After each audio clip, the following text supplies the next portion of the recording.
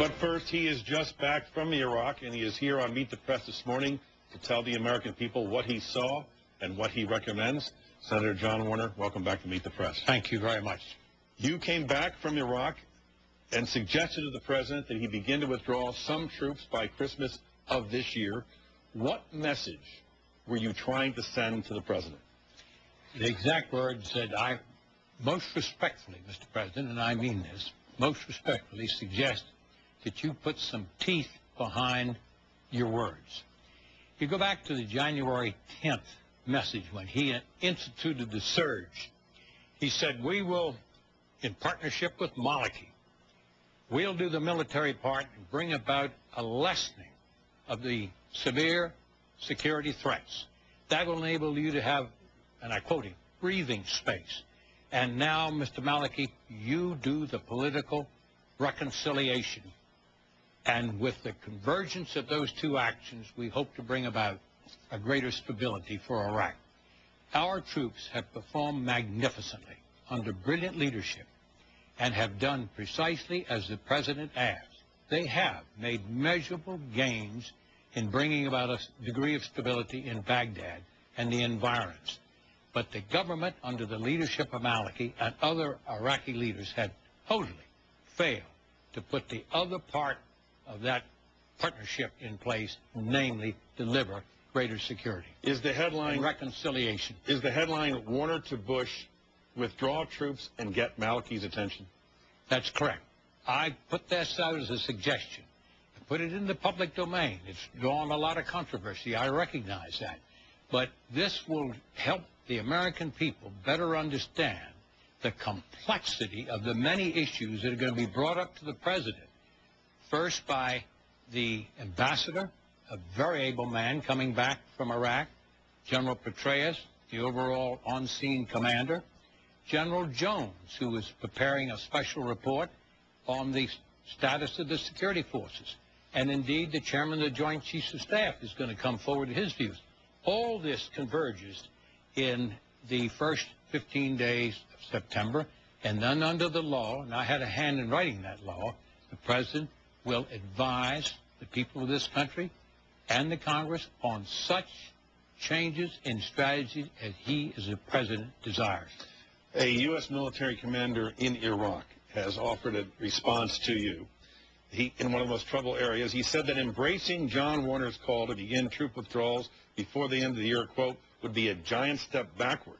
Army Major General Rick Lynch, commander of troops south of Baghdad, said in such a scenario, militants pushed from his sector in recent operations would quickly return. Quote, if coalition soldiers were to leave, having fought hard for that terrain, having denied the enemy their sanctuaries, what would happen is the enemy would come back.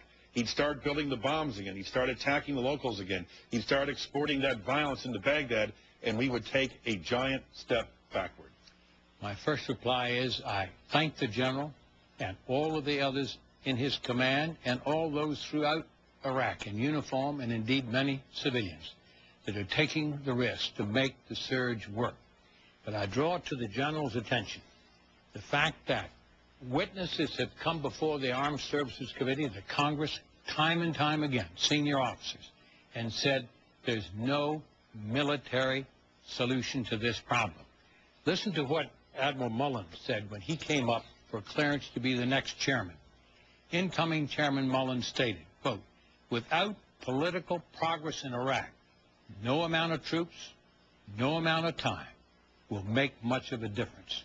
So with all respect to the general, what I'm trying to do, General, is to get the attention of our President, those making a decision, and indeed the American public, of the necessity to bring some type of decisive pressure upon this government to deliver on the reconciliation.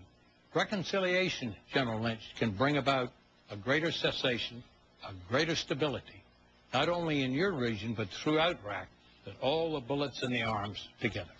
Do you believe that the Iraqi armor is strong enough to secure the country by taking the lead role with their defense forces? On this trip we learned, and it was somewhat to my surprise, that our commander said there's been noticeable improvement in the ability of the Iraqi forces to take charge and do certain operations. They still require a great deal of backup, particularly as it relates to logistics and heavy weapon and air power and intelligence from the coalition forces, principally the United States. But they are making progress. But I want to wait until what General Jones and a team of very dedicated, some 20-odd retired individuals who've gone over there on 2 occasions, spent a lot of time, and they're going to file their report on 4 September. And it'll be made available to the public as soon as Congress hears from General Jones.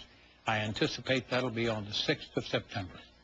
As you know, the Los Angeles Times reported that the chairman of the Joint Chiefs of Staff, Peter Pace, is going to recommend to the president that there be a significant withdrawal next year, perhaps more than half the troops in Iraq, perhaps over 100,000. He said that that is a speculative report, but you've heard the testimony. Can the United States keep 150,000 men and women in Iraq throughout 2008 without straining the military?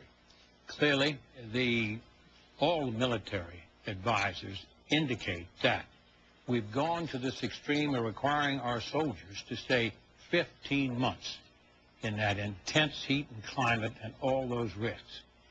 You have to go beyond that 15 months if you tried to push them further into 2008. Now, I want to make it clear that I have checked out that report that's in the Los Angeles Times. The Pentagon at this time is not fully knocking it down nor verifying it. But you've got to give the chairman a chance to come forward himself. This week, I have learned, the Department of Defense and our field commanders in Iraq, General Petraeus and another very able field commander, General Odinero, are going to sit down and communicate with the White House team and reconcile such difference of views and approaches as they have. The team in Iraq want to stay there with the full force as long as they can, obviously. The team back home are looking at the broader picture that is putting a stress on the military forces, which, in the words of General Casey, could jeopardize the all-volunteer force. And secondly, if America is faced with other contingencies and has to resort to the utilization of particularly our ground forces very quickly, will that contingency be able to fulfill by trained and ready troops? And what's the answer? The answer is, clearly, we have a problem and we better solve it.